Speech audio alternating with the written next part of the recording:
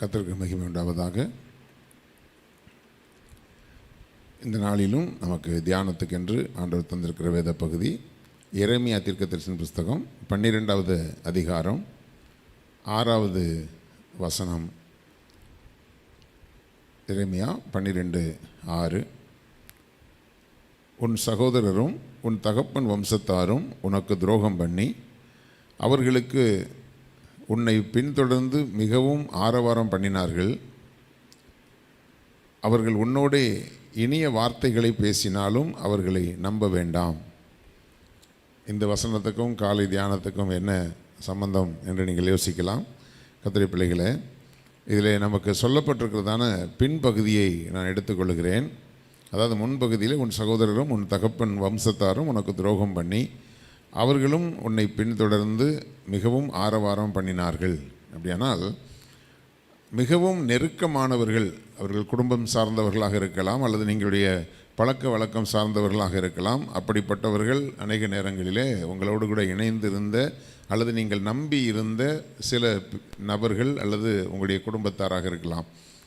அவர்களும் உன்னை பின்தொடர்ந்து மிகவும் ஆரவாரம் பண்ணினார்கள் என்கிற வார்த்தை இங்கே வருகிறது. ஆரவாரம் பண்ணுறது எதுக்குன்னா, கிண்டல் பண்ணி கேலி பண்ணி பரிகாசம் பண்ணி பேசக்கூடியவர்களாக இருக்கக்கூடிய உங்களுக்கு மிகவும் நெருக்கமானவர்கள். அப்படிப்பட்டதான நெருக்கமானவர்கள் பேசும் பொழுது ரொம்ப பாசமாக பேசினாலும், கர்த்தருடைய பிள்ளைகளே, அவர்கள் உன்னோட இனிய வார்த்தைகளை பேசினாலும் அவர்களை நம்ப வேண்டாம் அப்படிங்கிற ஒரு வார்த்தையை கொடுக்கிறார். இதில் என்ன பார்க்குறோம் அப்படின்னு பார்க்கும்போது, அநேக நேரங்களில் சில இனிய வார்த்தைகள் நம்மை ஆகா இவங்க நம்ம மேலே ரொம்ப பாசமாக இருக்கிறாங்க அப்படின்னு சொல்லி சில பேருக்கு அவங்கள புகழ்ந்து பேசிட்டா சந்தோஷமாயிடுவாங்க. சில பேருக்கு சில ஒத்தாசைகளை செய்யும் பொழுது, உதவிகளை செய்யும்போது அவங்க அதில் மயங்கி போயிடுறாங்க. ஆனால் கர்த்தருடைய பிள்ளைகளே, ஆண்டவர் நமக்கு சொல்லும்போது சொன்னார், நீ சர்ப்பத்தை போல வினா உள்ளவர்களாக நீங்கள் இருக்க வேண்டும், புறாவை போல கபடற்றவர்களாக இருக்க வேண்டும் என்று ஆண்டவர் நமக்கு சொல்லியிருக்கிறார். கர்த்தருடைய பிள்ளைகளுடைய வாழ்க்கையில் நீங்கள் செய்ய வேண்டிய காரியம் என்ன அப்படின்னு சொன்னால், அதாவது சர்ப்பம் என்றால் பாம்பு. பாம்புக்கு காது கிடையாது. காது இல்லைன்னா கூட அது எங்கேயாவது ஒரு புதரில் இருந்தாலும் அந்த வழியாக நடந்து போகிற அந்த நடக்கிறவர்களுடைய அந்த பூமியில் உள்ள அந்த வைப்ரேஷன், அந்த அதிர்வுகளை வச்சே பக்கத்தில் ஆள் வராங்கங்கிறதையும், எந்த பக்கம் வராங்க, எவ்வளவு டிஸ்டன்ஸில் வராங்கங்கிறதையும் அது ஈஸியாக அதை கண்டுபிடிக்கக்கூடிய அளவுக்கு அது மிகுந்த கவனம் உள்ளதாக இருக்கும். அப்போ ஆண்டவர் நமக்கு சொல்லுகிற காரியம் என்ன அப்படின்னு சொன்னால், உங்களுக்கு ஆபத்தான அளவுக்கு, அதாவது நம்ம எப்போவுமே நமக்கு ரொம்ப நம்பிக்கைக்குரியவர்களுக்கு தான் ரொம்ப முக்கியத்துவம் கொடுப்போம். இந்த வார்த்தைகளை கர்த்தர் ஏன் ஆயத்தப்படுத்தினார் என்று எனக்கு தெரியாது. ஏன்னா அநேக நாட்களுக்கு முன்பாக இந்த வசனத்தை நான் எடுத்து வைத்திருந்தேன். ஒருவேளை இந்த வார்த்தைகளை இன்றைக்கு நீங்கள் கேட்கும் பொழுது நீங்கள் உங்களுடைய வாழ்க்கையிலே யாரிடத்திலே ஜாக்கிரதையாக இருக்க வேண்டும் என்று கர்த்தர் உங்களுக்கு உணர்த்துவார் என்று நான் விசுவாசிக்கிறேன். உண்மையாகவே இந்த வார்த்தையை நான் எடுக்கும் பொழுது எனக்கு இது சம்மந்தப்பட்ட எந்த ஒரு காரியமும் என்னுடைய வாழ்க்கையில் இல்லை, எனக்கு தெரிஞ்ச வரைக்கும். ஆனால் இந்த வார்த்தைகளை ஆண்டவர் இன்றைக்கு கொடுக்கிறார் என்று சொன்னால், அல்லது இன்றைக்கு இந்த வார்த்தைகளை உங்களுடைய காதுகளில் கேட்க வைக்கிறார் என்று சொன்னால், நீங்கள் ஜாக்கிரதையாக இருக்க வேண்டிய காரியத்தை குறித்து ஆண்டவர் இன்றைக்கு உங்களுக்கு எச்சரிக்கிறார். அப்போது அநேக நேரங்களில் இப்படிப்பட்டதான சில சம்பவங்கள் நம்முடைய வாழ்க்கையில் வரும்போது நம்ம நம்பி பல காரியங்களை அவங்களோட நம்ம பேசிடுவோம். பேசும்போது நம்ம மேலே ரொம்ப அக்கறையாக இருக்கிற மாதிரி எல்லாத்தையுமே கேட்டுக்குவாங்க. கேட்டுட்டு அதுக்கப்புறம் அந்த பக்கம் போய் நம்மை தூற்றி திரிக்கிறவர்களாக இருக்கிறார்கள். இங்கே சொல்கிறாரு, அவர்கள் உன்னோட இனிய வார்த்தைகளை பேசினாலும் அவர்களை நம்ப வேண்டாம். அநேக நேரங்களில் நமக்கு ரொம்ப சந்தோஷமாக பேசுகிறவர்களிடத்தில் சில நேரங்களில் மனம் திறந்து சில காரியங்களை பேசி விடுவோம். அவங்க உண்மையாகவே நம்மை நேசிக்கிறார்கள் என்று நம்ம நம்புகிறோம். உண்மையாகவே சில பேர் அந்த நேரத்தில் நேசிக்கிறவர்களாக இருந்து ஒரு குறிப்பிட்ட நாட்களுக்கு பிறகு ஒருவேளை அவங்களுக்கு நம்மளை பிடிக்காமல் போச்சுன்னா, அன்றைக்கு நாம் நம்பி சொன்ன வார்த்தைகள், பேசின வார்த்தைகள் எல்லாத்தையும் கொண்டு போய் வெளியில் சொல்லி அந்த காரியங்களை அசிங்கப்படுத்தி நம்மை துக்கப்படுத்துகிறவர்களாக மாறி போகிறார்கள். அதனால் சில பேர் பாருங்கள், ரொம்ப ரிசர்வ்டாக இருப்பாங்க. அது ஆச்சரியமாக இருக்கும். என்னாலேயே அவ்வளோ ரிசர்வ்டெல்லாம் இருக்கவே முடியாது. சில பேர் ரொம்ப ரிசர்வ்டாக இருப்பாங்க. அவ்வளோ சீக்கிரம் அவங்க வாயிலிருந்து ஒரு வார்த்தையை எடுத்துட முடியாது. அவ்வளோ ஜாக்கிரதையாக இருப்பாங்க. கர்த்தருடைய பிள்ளைகளே, நாம் தேவனுடைய பிள்ளைகளாக இருக்கிறபடினாலே ஒரு சர்ப்பத்தை போல அந்த வினா என்றால் அந்த கேட்கும் திறன். அப்போது அதில் நமக்கு என்ன இந்தந்த காரியங்களில் நமக்கு ஆபத்துகள் பின்னாடி இருக்குதுன்னு சொல்லி நாம் அதை குறித்து முன்கூட்டியே நாம் யோசிக்கிறவர்களாக இருந்து யார்கிட்ட என்ன பேசணும், எவ்வளவு பேசணும் அப்படிங்கிற காரியத்தை குறித்து நாம் ஞானம் உள்ளவர்களாக இருக்க வேண்டும். அதே சமயத்தில் புறாவை போல கபடற்றவர்களாக இருக்கணும். அப்படின்னா உங்களால் யாரும் பாதிக்கப்படக்கூடாது, உங்களால் யாரும் புண்படக்கூடாது, உங்களால் யாரும் ஏமாற்றப்படக்கூடாது. அப்போது உங்களுடைய அந்த கபடற்ற ஒரு தன்மை என்று சொல்லி பார்க்கும்போது உங்கள் மூலமாக யாருக்குமே எந்த தீமைகளும் வரக்கூடாது. அப்போது நம்ம ஜாக்கிரதை உள்ளவர்களாகவும் இருக்கணும், யாருக்கும் தீமை செய்கிறவர்களாகவும் நம்ம இருக்கக்கூடாது. கள்ளங்கபடம் நம்முடைய மனதிலே நம்ம இருக்கக்கூடாது. கசப்புகளும் வைராக்கியங்களையும் நம்முடைய இருதயத்தில் வைத்து நம்முடைய ஆத்துமாவை கெடுத்து போடாதபடிக்கு நாம் ஜாக்கிரதையாக இருக்க வேண்டும். அதே சமயத்தில் இனிய வார்த்தைகளை கேட்டு இன்னைக்கு நல்லா இனிக்க பேசுகிறாங்க அப்படிங்கிறதுனால நீங்கள் உங்களுடைய வாழ்க்கையில் நீங்கள் எந்தெந்த பகுதிகளிலெல்லாம் ஜாக்கிரதையாக இருக்க வேண்டுமோ அதில் நீங்கள் ஜாக்கிரதையாக இருக்கணும். ஆண்டவர் இன்றைக்கு சொல்லுகிற வார்த்தை, அவர்கள் உன்னோட இனிய வார்த்தைகளை பேசினாலும் அவர்களை நம்ப வேண்டாம். அப்படியானால் நீங்கள் நம்பி ஏமாறுவதற்கு வாய்ப்புகள் இருக்கிறது, அதிகமான வாய்ப்புகள் இருக்கிறது என்பதை ஆண்டவர் இன்றைக்கு நமக்கு நினைவுபடுத்துகிறார். என்னடா இவ்வளோ பாசத்தோடு நம்மக்கிட்ட வராங்களே, இவ்வளோ பாசத்தோடு நம்மக்கிட்ட பழகுறாங்களேன்னு சொல்லிட்டு நீங்கள் எதையாகிலும் உளறி கொட்டினீங்கன்னா பின்னாட்களில் உங்களுக்கு அது பாதிப்பை ஏற்படுத்தக்கூடியதாக இருக்கும். 2 ராஜாக்கள் 20வது அதிகாரம் 12வது வசனத்தில் பார்க்கும் பொழுது அதிலிருந்து சில பகுதிகளை நாம் தியானிக்க போகிறோம். 2 ராஜாக்கள் 20:12 பார்க்கும்போது, அக்காலத்திலே பலாதானின் குமாரனாகிய பெராதாக் பலாதான் என்னும் பாபிலோனின் ராஜா எசேக்கியா வியாதிப்பட்டிருக்கிறதை கேட்டு அவனிடத்திற்கு நிருபங்களையும் வெகுமானங்களையும் அனுப்பினான். எசேக்கியா அவர்களை அங்கீகரித்து பின்பு அவர்களுக்கு தன் பொக்கிஷ சாலை அனைத்தையும், வெள்ளியையும் பொன்னையும் கந்தவர்க்கத்தையும் நல்ல பரிமள தைலத்தையும் தன் ஆயுத சாலை அனைத்தையும் தன் பொக்கிஷங்களில் உள்ள எல்லாவற்றையும் காண்பித்தான். தன் அரண்மனையிலும் தன் ராஜ்யங்களும் எங்கும் எசேக்கியா அவர்களுக்கு காண்பியாத பொருள் ஒன்றும் இல்லை. இப்போது வந்திருக்கிறவர்கள் யாருடைய பிரதிநிதி அப்படின்னு பார்த்தீங்கன்னா, பாபிலோன் ராஜாவாகிய அந்த பெரோதாக் பலாதான் என்கிறதான ஒரு ராஜாவுடைய அந்த அவர்களுடைய பிரதிநிதிகள் வந்திருக்கிறாங்க, ரெப்ரசன்டேட்டிவ். இப்போ வந்திருக்கிறவர்கள் இப்போ இவனுக்கு எசேக்கியா வியாதிப்பட்டிருக்கிறான். எசேக்கியா வியாதிப்பட்டிருக்கிறான்னு கேள்விப்பட்ட உடனே ஆண்டவர் அவனை சுகமாக்கிட்டார். அது 2வது விஷயம். அதே சமயத்தில் வியாதிப்பட்டிருக்கிறத விசாரிக்கிறதுக்கு வந்திருக்கிறாங்க. வியாதிப்பட்டிருக்கிறத விசாரிக்கிறதுக்கு வந்தால் அவன் என்ன பண்ணியிருக்கிறான், அவன் நிருபங்களையும் வெகுமானங்களையும் அனுப்பினான். நிருபங்கள் என்றால் லெட்டர்ஸ். அதாவது ராஜாக்கள் அவங்க நேரடியாக அட்டன் பண்ண முடியாத விஷயங்களுக்கு அவங்களுடைய சூழ்நிலைகளை சொல்லி, இந்த காரணத்தினால என்னால் வர முடியல, அதனால் என்னுடைய பிரதானிகளை நான் அனுப்பியிருக்கிறேன், அதனால் அவர்கள் கொடுக்குற வெகுமானங்களை ஏற்றுக்கொள்ளுங்கள், உடல் நல்லா இருக்கிறீங்களா, எப்படி இருக்கிறீங்கன்னு விசாரிப்பாங்க.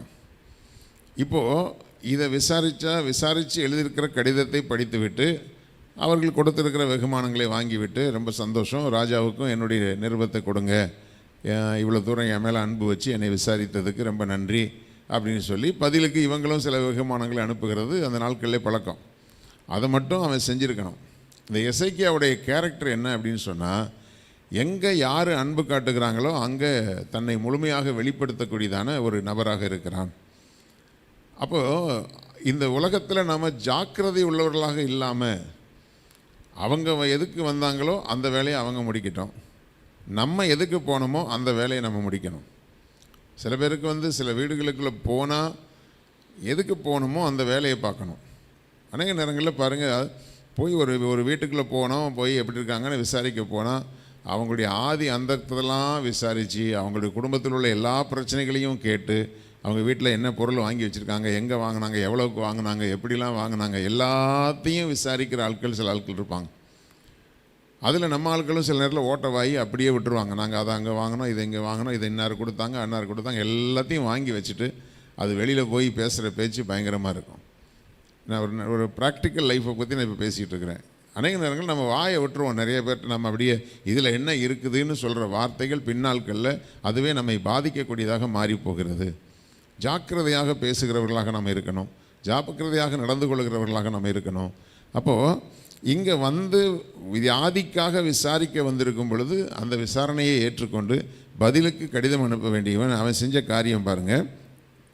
எசேக்கியா அவர்களை அங்கீகரித்து, அது தப்பு கிடையாது. வீட்டுக்கு வர்றவங்களை நம்ம அங்கீகரிக்கிறது தப்பு கிடையாது. அவங்க நம்ம விசாரிக்கும்படி வந்திருக்கிறாங்க. பின்பு அவர்களுக்கு தன் பொக்கிஷ சாலை அனைத்தையும், ஒரு ராஜாவுடைய ராஜ்யத்தில் இருக்கக்கூடிய அந்த கருவூலங்கள் இருக்கும், பொக்கிஷ சாலைகள் அங்கே இருக்கும், ஆயுத சாலைகள் இருக்கும். அதை இப்போ அவன் என்ன பார்க்குறதுக்கு, இரும்பு தகரத்தை பார்க்குறதுக்காக வந்திருக்கிறான். சில பேர் அப்படியே ஒருத்தர் மேலே பாசம் வந்துருச்சுன்னா அவ்வளோதான், எல்லாத்தையும் தூக்கி அள்ளி கொடுத்துட்டு கடைசியில் ஏமாந்து நிற்கக்கூடியவர்களாக மாறுகிறார்கள். அப்படிப்பட்டவர்களுக்கு அதிகமாய் துதி பாடக்கூடியவர்கள் வந்து ஏமாற்றி கொண்டு போவாங்க. நான் நிறைய பேர் அப்படி பார்த்துருக்குறேன். சில ஆட்களுக்கு நான் சில இடங்களில் வேலை செய்யும்போது எனக்கு எஜமானாக இருக்கக்கூடியவங்கள எனக்கு அப்படிலாம் புகழ்ந்து பழக்கம் கிடையாது. தேவைக்கு நம்ம பேசுவோம், அன்பு காட்டுவோம், உண்மையாக உழைப்போம். ஆனால் என்னோடு கூட சக ஊழியர்களாக வேலை செய்யக்கூடியவர்கள் சில பேர் அந்த எஜமானை அப்படியே புகழ்ந்து தள்ளுவாங்க. ஐயா, உங்களை மாதிரி யாரும் கிடையாதுயா, உங்களை மாதிரி யாருமே இப்படி செய்ய முடியாதுயா, அப்படி செய்ய முடியாதுன்னு அந்த புகழ்ச்சியை காட்டின உடனே 5000 10,000 காசு பறக்கும். நான் யோசித்து பார்ப்பேன், உண்மையாக நம்ம உழைக்கிறோம், அதிக நேரம் டைம் எடுத்து நம்ம உழைக்கிறோம், நமக்கு எந்த நன்மைகளையும் இவர்கள் செய்கிறதில்லை. ஆனால் புகழ்ந்து பாடுகிறவர்கள், துதி பாடுகிறவர்களுக்கு இவர்கள் அள்ளி கொடுக்கிறதை பார்க்கிறோம் என்று சொல்லி சில மனவேதனைகள் எனக்கு வந்தது உண்டு. கர்த்தருடைய பிள்ளைகளே, அப்படிப்பட்டவர்கள் பின் நாட்களில் வந்து பல லட்சங்களை ஏமாற்றி கொண்டு போனாங்க. அப்போது கர்த்தருடைய பிள்ளைகளை நம்ம எப்படி நம்ம இருக்கிறோம், நம்முடைய மனநிலை எப்படி இருக்குது? நம்ம யாரும் கொஞ்சம் துதி பாடணும்னு நினைக்கிறோமா? நம்ம யாரும் புகழ்ந்து பேசணும்னு நினைக்கிறோமா? உண்மையான புகழ்ச்சியை நம்ம ஈஸியாக கண்டுபிடிக்கலாம். பொய்யா நம்மை புகழும்போது எப்போ பார்த்தாலும் புகழ்ந்து கொண்டிருக்கக்கூடியவர்களாக இருப்பார்கள். அப்படி இருக்கும் பொழுது கர்த்தருடைய பிள்ளைகளே, உண்மையாக சில காரியங்களை அவர்கள் நன்றாய் செய்தார்கள். நன்றாய் செய்யும் பொழுது அவர்களை நம்ம அப்ரிஷியேட் பண்ணுறது வேறு. அது இல்லாமல் சும்மா துதிப்பாடி கொண்டே இருக்கிற அந்த ஒரு நபர்கள் உங்களிடத்தில் வந்தால் நீங்கள் ஜாக்கிரதையாக இருக்கணும். இப்போது பாபிலோனிய ராஜா இஸ்ரவேல் தேசத்துக்கு அவர்கள் விரோதமானவர்கள் தான். அவங்கக்கிட்டேருந்து ஒரு ஆள் வராங்க அப்படின்னும்போது நம்ம ரொம்ப ஜாக்கிரதையாக இருக்க வேணும். ஆனால் அவர்கிட்ட இருந்து எல்லாத்தையும் திறந்து காமிச்சு, இப்போ உங்கள் வாழ்க்கையிலையும் கூட சரி, பீரோவில் என்ன இருக்குது, என்ன நகை வச்சுருக்கிறீங்க, என்னென்ன ட்ரெஸ் வச்சுருக்கிறீங்க, என்னெல்லாம் சேர்த்து வச்சுருக்கீங்க, எல்லாத்தையும் போய் மற்றவங்ககிட்ட சொல்லணும்னு உங்களுக்கு யார் சொன்னது? அப்படி ஒரு அன்பு என்ன உங்களுக்கு வேண்டியிருக்கிறது? மறைவாய் வைத்துக்கொள்ள வேண்டிய காரியங்களை மறைவாக தான் வைத்துக்கொள்ளணும்.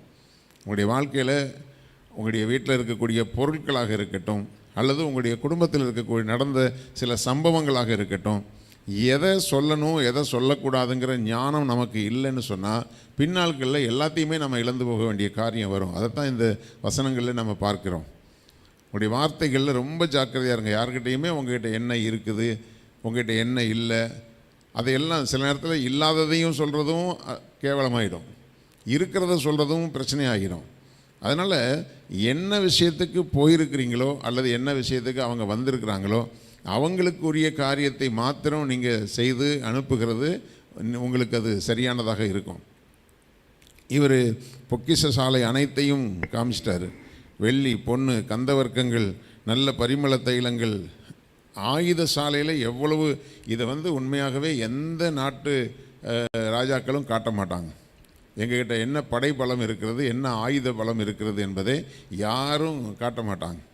ஏன்னா நம்மக்கிட்ட என்ன இருக்குதோ அதை விட அவங்க அதிகமான வெப்பன்ஸ் ரெடி பண்ணி நம்ம அட்டாக் பண்ணுறதுக்கு அவங்க முயற்சி பண்ணும் பொழுது அதில் நாம் பலவீனப்பட்டு போயிடுவோம். என்ன இருக்குதுன்னே தெரியாது, அப்படி தான் வச்சுருப்பாங்க.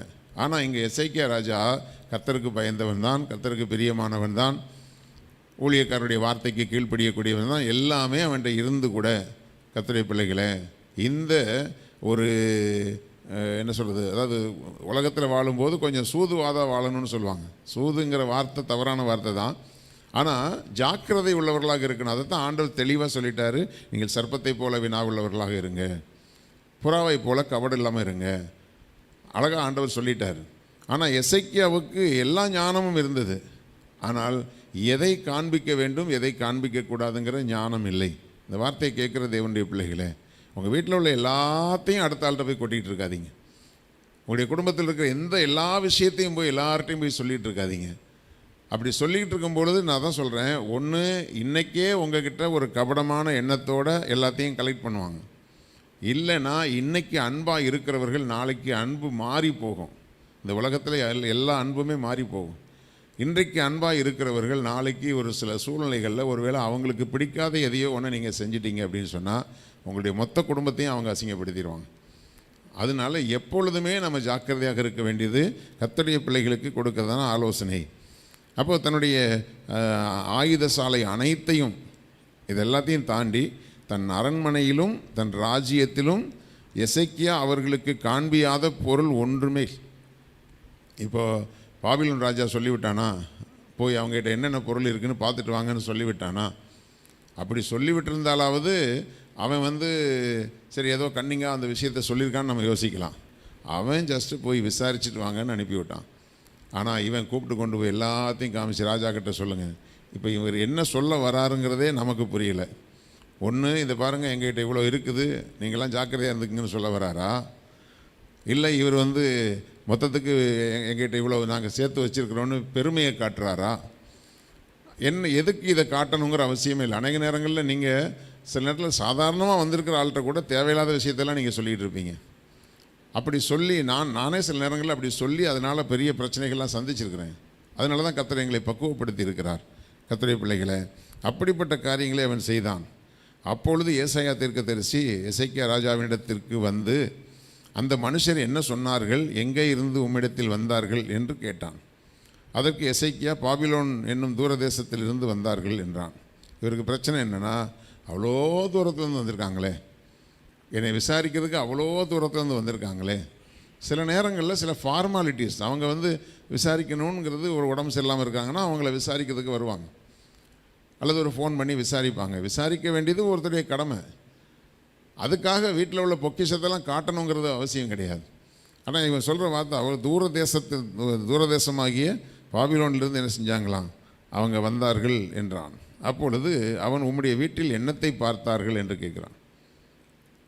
ஏன்னா கர்த்தர் வெளிப்படுத்திட்டார், இவன் ஓட்ட வாயி இது இங்கே உள்ளது எல்லாத்தையும் காமிச்சிட்டான் அப்படின்ட்டு.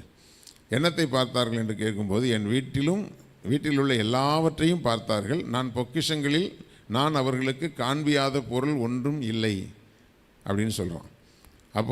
அப்பொழுது ஏசாயா எசேக்கியாவை நோக்கி, கர்த்தருடைய வார்த்தையை கேளும், இதோ நாட்கள் வரும், அப்பொழுது உமது வீட்டில் உள்ளதிலும் உமது பிதாக்கள் இந்நாள் வரைக்கும் சேர்த்ததிலும் ஒன்றும் மீதியாக வைக்கப்படாமல் எல்லாம் பாபிலோனுக்கு கொண்டு போகப்படும். ஏன்னா இன்னைக்கு நல்லா இருந்து நல்ல எண்ணத்தோடு பார்த்துட்டு போனவன் அடுத்து, அதாவது ராஜாக்களுடைய அந்த வரலாறுகளில் ஒருவேளை இவன் செய்யலைனாலும், நாங்கள் இந்த மாதிரி போனோம், எங்களுடைய பிரதானிகளுக்கு என்னென்ன பொருட்களை காட்டினாங்க, என்னென்ன ஐட்டம்லாம் அவங்கக்கிட்ட இருக்குது, எல்லாத்தையும் அந்த ராஜாக்களுடைய நடவடிக்கைகளில் எழுதிடுவாங்க. ஒருவேளை இந்த ராஜா செய்யலைனாலும் அடுத்த ராஜா அதை செய்வான். நீங்கள் இன்றைக்கி பேசுகிற நபர்கள் உங்களுக்கு துரோகம் பண்ணாமல் இருக்கலாம், ஆனால் உங்களுடைய அந்த நபர்கள் சார்ந்தவர்கள் நாளைக்கு உங்களுக்கு துரோகம் பண்ணுவாங்க. அதனால தான் அவர்கள் இனிய வார்த்தைகளை பேசினாலும் அவர்களை நம்ப வேண்டாம். ஆண்டவர் சொல்கிற வார்த்தை இன்றைக்கி உங்களுக்கு எச்சரிப்பாக கொடுக்குற இந்த வார்த்தை தான். ஒரு இனிப்பான வார்த்தையை பேசிட்டாங்கங்கிறதுக்காக உங்களுடைய உள்ளத்தில் உள்ளதெல்லாம் கொட்டாதீங்க, அல்லது உங்களுடைய வாழ்க்கையில் உள்ள எல்லா பிரச்சனைகளையும் காண்பிக்காதீங்க, அல்லது உங்களுடைய வீட்டில் இருக்கக்கூடிய பொருள்கள் எந்த மெட்டீரியலாக இருந்தாலும் சரி அதையும் யாருக்கிட்டையும் எல்லார்ட்டையும் என்கிட்ட இது இருக்குது அது இருக்குதுன்னு சொல்லாதீங்க. அப்படி சொல்லுகிறதுனால இன்றைக்கும் பிரயோஜனம் இல்லை, நாளைக்கு ஆபத்துகள் இருக்கிறது. அதை தான் இங்கே ஏசாயா சொல்கிறாரு, இதோ நாட்கள் வரும். ஏன்னா நீ ஒரு ராஜாங்கிற ஒரு கட்டுப்பாடே உங்ககிட்ட இல்லை, ஒரு குடும்ப தலைவன் என்கிற கட்டுப்பாடு உனக்கு இல்லை, அல்லது ஒரு குடும்பத்தில் இருக்கக்கூடிய கர்த்தருடைய பிள்ளை என்கிற கட்டுப்பாடு உன்னுடைய வாழ்க்கையில் இல்லை. எதை பேசணும் எதை பேசக்கூடாதுங்கிற ஞானம் இல்லாமல் போகும்பொழுது கர்த்தருடைய பிள்ளைகளே அநேக இழப்புகளை நாம் சந்திக்க வேண்டியது வரும். அதைத்தான் ஆண்டவர் எச்சரிக்கிறார். இதோ நாட்கள் வரும், அப்பொழுது உனது வீட்டில் உள்ளதிலும் உனது பிதாக்கள், நீ உன் வீட்டில் இப்போ இருக்கிறது மட்டும் இல்லை, உன்னுடைய பிதாக்கள் சேர்த்து வைத்ததில் ஒன்றும் மீதியாக இராமல் எல்லாம் பாபிலோனுக்கு கொண்டு வரப்போகும். நீர் பெறப்போகிற உமது சந்தானமாகிய உமது குமாரர்களிலும் சிலர் பாபிலோன் அரண்மனை வேலைக்காரர்களாக இருப்பார்கள் என்று சொல்கிறார். கர்த்தருடைய பிள்ளைகளே, இந்த வார்த்தைகள் எல்லாம் இப்போ கேட்கும் பொழுது இந்த எசேக்கியா ராஜா எவ்வளவு நிர்விசாரமானவனாக இருக்கிறான் அப்படின்னு பார்க்கும்போது அவர்களெல்லாம் இருப்பார்கள் போது, அப்பொழுது எசேக்கியா ஏசாவை நோக்கி, நீர் சொன்ன கர்த்தருடைய வார்த்தை நல்லது தான் என்று சொல்லி, என் நாட்களிலாவது சமாதானமும் உண்மையும் இருக்குமே என்றான். அப்போது இவனுக்கு தாங்கிட்ட இருக்கிற பொருளை பற்றியும் கவலை இல்லை, தான் பிள்ளைகளுடைய வாழ்க்கையில் தன்னுடைய சந்ததி எதிர்காலத்தில் கெட்டு போகும்னு சொல்கிறான் அவன். உன் குமாரர்கள் எல்லாம் போய் இன்றைக்கி ராஜகுமாரர்களாக இருக்கக்கூடியவர்களெல்லாம் நாளைக்கு அங்கே போய் வேலைக்காரர்களாக இருப்பார்கள் சொல்கிறான். அந்த வார்த்தையின்படி தான் கடைசியில் தானியேல், சாத்ராக், மேஷாக், ஆபேத்நேகோலாம் போய் பாபிலோன் அரண்மனையில் வேலைக்காரங்களாக இருந்தாங்க. அந்த சாபத்தினுடைய வெளிப்பாடு. ஆனால் கர்த்தருடைய பிள்ளைகளை அதை குறித்து எசேக்கியா தீர்க்கதரிசிக்கு இன்றைக்கி நான் நல்லா இருந்தால் போதும், எனக்கு பின் சந்ததி எப்படி போனால் எனக்கு என்ன, இப்படிப்பட்ட ஒரு நிர்விசாரியாக இருந்தவன் தான். ஆனால் கர்த்தருக்கு பயப்படுவான், சர்ச்சுக்கு கரெக்டாக போவான், பைபிளை கரெக்டாக வாசிப்பான், எல்லாமே இருக்கும் அவன்கிட்ட. ஆனால் தன்னுடைய எதிர்காலத்தை குறித்த ஒரு ஜாக்கிரதை உணர்வும், தன்னுடைய சந்ததிகள், நம்ம பிள்ளைகளுடைய பிள்ளைகளெல்லாம் நல்லா இருக்கணும். இன்றைக்கி நீங்கள் போடுற விதை உங்களுடைய சந்ததியெல்லாம் ஆசீர்வாதமாக இருக்கணும். அன்றைக்கி ஒரு தாயாரை குறித்து கேள்விப்படும்போது அந்த தாயாருடைய குடும்பங்களில் எல்லாமே நல்ல ஆசீர்வாதமாக இருக்கிறாங்க. அப்போது அவங்க எப்படி ஆசீர்வாதமாக இருக்கிறாங்கன்னு கேள்விப்படும்போது, அந்த நாட்களில் ரொம்ப நாளைக்கு முன்னாடி நம்முடைய தமிழ்நாட்டுக்கு அந்த பல மிஷினரிமார்களை அவங்களுடைய குடும்பத்தார் அவங்கள தாங்கி அவங்களுடைய ஊழியங்களுக்கு சப்போர்ட் பண்ணி அந்த ஊழியங்களுக்கு அவங்க துணை நின்று, அன்றைக்கு கிறிஸ்தவம் என்பது முழுக்க முழுக்க அறியப்படாத ஒரு காரியமாக இருந்த காலகட்டத்தில் அநேக மிஷினரிமார்களுக்கு உதவி செய்து அநேக தேவாலயங்கள் கட்டுகிறதுக்கு அவங்களுடைய முற்பிதாக்கள் செய்த உதவி, அவங்களுடைய பின் சந்ததிகள் எல்லாமே பார்த்திங்கன்னா ரொம்ப வெல்டுடுவாக இருக்காங்க, நல்ல ஆசீர்வாதமாக இருக்கிறாங்க கர்த்தருடைய பிள்ளைகளை. அப்போது அவர்கள் அன்றைக்கு செய்த அந்த புண்ணியம் இன்றைக்கு வரைக்கும் அவங்களுடைய குடும்பத்தை வாழ வைத்து கொண்டிருக்கிறது. இன்றைக்கு இந்த வார்த்தையை கேட்குற நீங்கள் உங்களுக்காக மட்டும் நீங்கள் வாழலைங்கிறத முதல்ல புரிந்து கொள்ளணும். நீங்கள் என்ன விதைக்கிறீங்களோ அது உங்களுடைய சந்ததி வரைக்கும் பாய்ந்து போகும். சரி, தவறு தான் செய்து விட்டான், ஐயோ அப்படி செய்யாதீங்க, அப்படி ஆண்டவரே மன்னிச்சிருங்கன்னு சொல்லி அவனுடைய ஜீவனுக்காக 15 வருஷத்தை கூட்டி வாங்கி ஜெபம் பண்ணதான இந்த எசேக்கியா ராஜாவுக்கு, ஐயோ என் பிள்ளைகள் பாதிக்கப்படுமே, என் பேர பிள்ளைங்க பாதிக்கப்படுமே, அதை பற்றிலாம் கவலையே இல்லை, என் நாட்களில் ஆகிலும் சமாதானம் இருக்குமே. அப்போது இந்த ஒரு நிர்விசாரணமான ஒரு குணாதிசயங்கள் நம்மிடத்திலே காணப்படாதபடிக்கு தேவனுடைய பிள்ளைகளை இன்றைக்கு நாம் ஜாக்கிரதையாக இருந்தால் தான் பின்னாட்களில் நம்முடைய சந்ததி ஆசீர்வாதமாக இருக்க முடியும். இன்றைக்கி ஏதாவது ஒன்று நடக்குது, இன்றைக்கி நடந்துட்டு போகுதுன்னு சொல்லி நீங்கள் கர்த்தருடைய திட்டத்தையும் சித்தத்தையும் மீறி ஒரு கட்டுப்பாடு இல்லாத ஒரு வாழ்க்கை வாழ்ந்தீங்கன்னு சொன்னால் உங்களுடைய சந்ததிகளை அது பாதிக்கும் என்பதை புரிந்து கொண்டு, அருமையான பிள்ளைகளை, இன்றைக்கு அவர்கள் உன்னோடு இனிய வார்த்தைகளை பேசினாலும் அவர்களை நம்ப வேண்டாம், ஜாக்கிரதையாக இருந்து கொள்ளுங்கள். யார்கிட்ட எவ்வளவு பேசணும், என்ன பேசணும், எந்த காரியத்தை சொல்லலாம், எந்த காரியத்தை சொல்லக்கூடாதுங்கிறத குறித்து ஜாக்கிரதை உள்ளவர்களாக இருங்கள். கர்த்தர் உங்களுக்கு அதற்குரிய ஞானத்தை தந்து வழி நடத்துவாராக. கண்களை மூடி நாம் ஜெபிக்கலாம். ஸ்தோத்திரம் பிதாவே, நல்ல தகப்பனே, உமக்கு ஸ்தோத்திரம். கர்த்தருக்கு பயந்து நடந்த ஒரு எசேக்கியாவுடைய வாழ்க்கையிலே அவன் நடந்து கொண்டதான நிர்விசாரமான ஆண்டவரே சில செயல்கள் கர்த்தாவே அவனுடைய வாழ்க்கையிலே பெரிய பாதிப்புகளை, அவனுடைய சந்ததிக்கு பெரிய பாதிப்புகளை ஏற்படுத்தினதே. ஆண்டவரே, இன்றைக்கு இந்த வார்த்தைகளை கேட்கிற நாங்கள் ஆண்டவரே, எங்கள் சந்ததிக்கு நாங்கள் ஆண்டவரே ஆசீர்வாதங்களை சேர்த்து வைத்து, கர்த்தருடைய வாக்குத்தத்தங்களை சேர்த்து வைத்து, ஆண்டவருடைய நன்மைகளையும் ஆசீர்வாதங்களையும் சேர்த்து வைக்கிறவர்களாய் நாங்கள் ஜீவிக்க உதவி செய்யுங்க. எந்த விதத்திலும் எங்களுக்கோ எங்களுடைய எதிர்காலத்துக்கோ எங்களுடைய சந்ததிகளுக்கோ பாதிப்பை வரக்கூடிய எந்த ஒரு காரியத்தையும் நாங்கள் செய்யாதபடி வார்த்தைகளிலும் நடக்கைகளிலும் எண்ணங்களிலும் சிந்தனைகளிலும் நாங்கள் ஜாக்கிரதை உள்ளவர்களாக இருக்க எங்களுக்கு உதவி செய்யுங்கப்பா.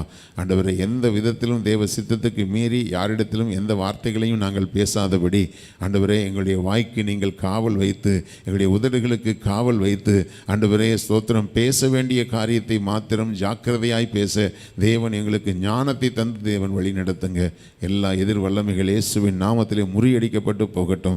தேவ பிள்ளைகளுடைய ஆசீர்வாதங்களை கெடுக்கிற எந்த ஒரு காரியங்களும் பிள்ளைகளுடைய வாழ்க்கையிலே ஆண்டவரே வராதபடிக்கு ஆண்டவரே, பேசப்படுகிற எல்லா வார்த்தைகளையும் நம்பி ஆண்டவரே உங்களுடைய பிள்ளைகளுடைய வாழ்க்கையை கெடுத்து கொள்ளாதபடிக்கு இனிய வார்த்தைகளுக்கோ புகழ்ச்சியான வார்த்தைகளுக்கோ ஆண்டவரே ஸ்தோத்திரம் ஸ்தோத்திரம் தேவையற்ற அக்கறையான காரியங்களுக்கோ முக்கியத்துவம் கொடுத்து ஆண்டவரே உம்முடைய பிள்ளைகள் தங்களுடைய வாழ்க்கையில் எந்த ஒரு இழப்புகளையும் சந்திக்காதபடி தேவன் ஏற்ற ஞானத்தை தந்து பிள்ளைகளை வழி நடத்துவீராக. ஒவ்வொரு பிள்ளைகளுக்கும் அப்படிப்பட்ட ஞானத்தை தந்து வழி நடத்துங்க. எல்லா துதியும் கனமும் மகிமையும் உமக்கே செலுத்துகிறோம். இயேசு கிறிஸ்துவின் இன்ப நாமத்தில் ஜெபிக்கிறோம் ஜீவன் உள்ள எங்கள் நல்ல பிதாவே, ஆமென். என் ஆத்துமாவே கர்த்தரை ஸ்தோத்திரி, என் முழுமே அவருடைய பரிசுத்த நாமத்தை ஸ்தோத்திரி. என் ஆத்துமாவே கர்த்தரை ஸ்தோத்திரி, கர்த்தர் செய்த சகல உபகாரங்களையும் மறவாதே. ஆமென், ஆமென். ஆண்டவர் உங்களை ஆசீர்வதிப்பார்.